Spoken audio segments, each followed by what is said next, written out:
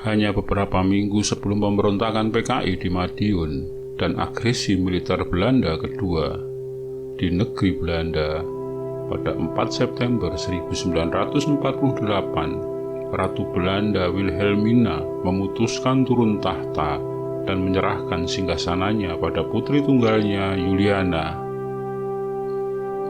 Sang ratu sudah berusia 68 tahun dan mulai sakit-sakitan. Setelah turun tahta, Wilhelmina menyepi di istana Hedlo. Ratu Wilhelmina merupakan perempuan pertama di dunia yang berstatus sebagai miliarder. Selain karena naluri bisnisnya, yang membuatnya kaya raya adalah harta dari tanah jajahan, terutama Hindia Belanda. Ratu Wilhelmina sejak 1945 hingga meninggal menyimpan rasa sakit hati yang mendalam karena di akhir jabatannya Hindia Belanda telah berubah menjadi Indonesia dan memilih merdeka dari Belanda yang telah menguasainya ratusan tahun. Namun sebelum dilanjutkan video ini, mohon bantuannya untuk mengklik tombol subscribe di bawah ini bagi Anda yang belum berlangganan channel ini, untuk bersama-sama membangun channel ini dan agar Anda tidak ketinggalan update terbaru dari channel ini.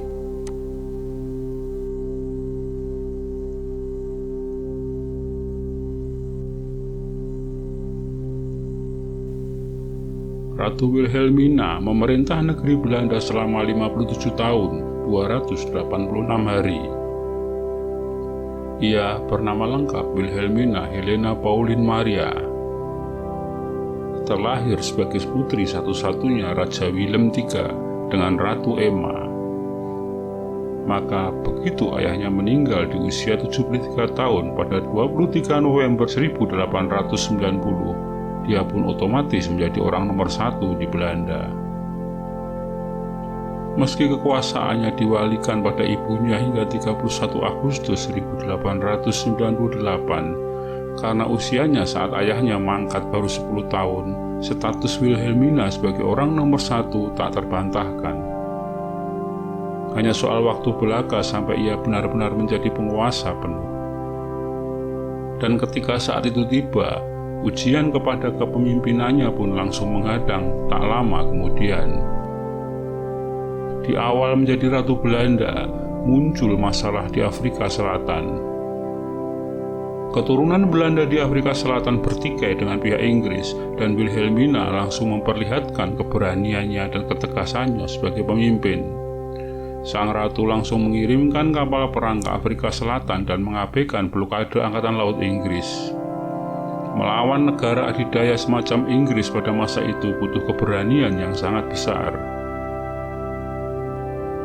Ujian sejarah sang ratu muda tidak berhenti sampai di situ saja. Di zaman Ratu Wilhelmina berkuasa, Belanda mengalami 2 perang dunia. Pada masa Perang Dunia Pertama, Belanda memilih netral dari konflik antar negara Eropa yang menyeret hingga negara jajahan di Asia dan Afrika itu. Namun pada masa Perang Dunia Kedua, Wilhelmina bahkan sampai harus mengungsi hingga ke Inggris. Selama di pengasingan di Inggris itulah Wilhelmina punya sopir bernama Sersan Rokus Bernardus Visser. Kelak Rokus Bernardus Visser membelot dan berganti nama menjadi Muhammad Ijon Janbi, Bapak Kopassus Indonesia. Wilhelmina menikahi Pangeran Hendrik pada tahun 1901. Namun Hendrik merasa bosan dengan statusnya sebagai laki-laki pendamping penguasa. Pada awal abad ke-20, ketika tunas-tunas pergerakan nasional menentang kolonialisme mulai tumbuh, di saat yang sama Ratu Wilhelmina mengalami beberapa kali keguguran. Perkawinannya dengan Hendrik memang saling menyayangi, tapi minus cinta. Perkawinan tersebut baru membuahkan keturunan pada 30 April 1909. Saat itu lahirlah Juliana Louise Marie Wilhelmina van Oranje-Nassau.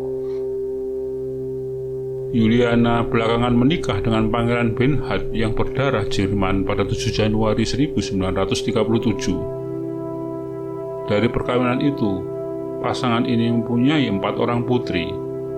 Putri Beatrix yang lahir pada tahun 1938, Putri Irene yang lahir pada tahun 1939, Putri Margaret yang lahir 1943, dan Putri Maritzke alias Christina yang lahir pada tahun 1947. Ketika Juliana masih kecil itulah pergerakan para inlander dianggap semakin menggila.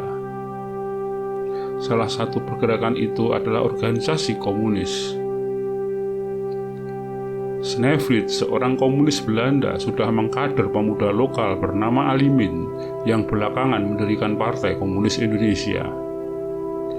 Orang-orang komunis itu dianggap menjadi biang keladi rangkaian ledakan bom teror yang terjadi pada kurun waktu 1923. Puncaknya adalah ledakan bom yang terjadi pada pukul 11 siang hari 31 Agustus 1923 bersamaan dengan perayaan ulang tahun Ratu Wilhelmina ke-43.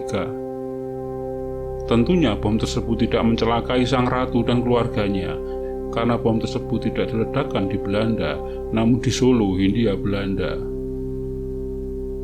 Setelah pemboman itu, seorang tokoh komunis bernama Mesbah pun digelandang polisi dan dibuang dari Solo ke Papua hingga wafatnya.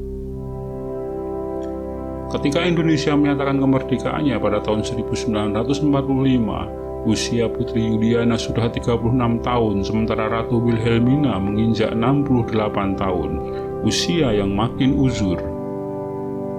Sementara pada saat yang sama, negeri Belanda sedang porak-poranda karena perang. Perekonomian Belanda hancur pasca perang yang menguras darah, air mata, serta menyedot dana tak terkira tersebut. Lepasnya daerah jajahan macam Indonesia yang secara sepihak memilih memerdekakan diri, jelas pukulan yang sangat berat di tengah situasi perekonomian kerajaan yang rontok.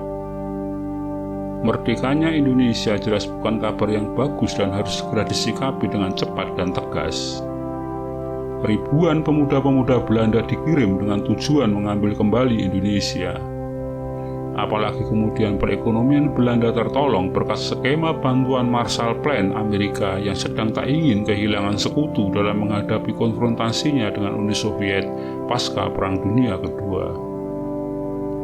Selama kurun waktu 1945 hingga 1949, di tanah Hindia, pemuda-pemuda Belanda atas perintah sang ratu terus bertempur bersimbah darah melawan gigihnya pejuang kemerdekaan. Dan pada 4 September 1948, sang ratu harus turun tahta karena uzurnya, digantikan putrinya Juliana. Di masa pensiunnya itulah sang ratu dengan susah hati harus menyaksikan lepasnya tanah koloni Hindia Belanda berubah merdeka menjadi Indonesia. Pribumi-pribumi Hindia Belanda bukan hanya sulit dihadapi di medan pertempuran, namun juga di medan diplomasi. Dalam konferensi meja bundar November 1949, Belanda harus secara resmi kehilangan wilayah penopang kekayaannya itu. Demikian sekelumit kisah tentang Ratu Wilhelmina, Ratu Belanda yang mengiringi sejarah Indonesia. Terima kasih Anda telah menyaksikan video ini hingga selesai. Semoga bermanfaat. Dan sekali lagi, jika Anda berkenan silahkan klik like, komen, subscribe, dan share untuk teman-teman Anda.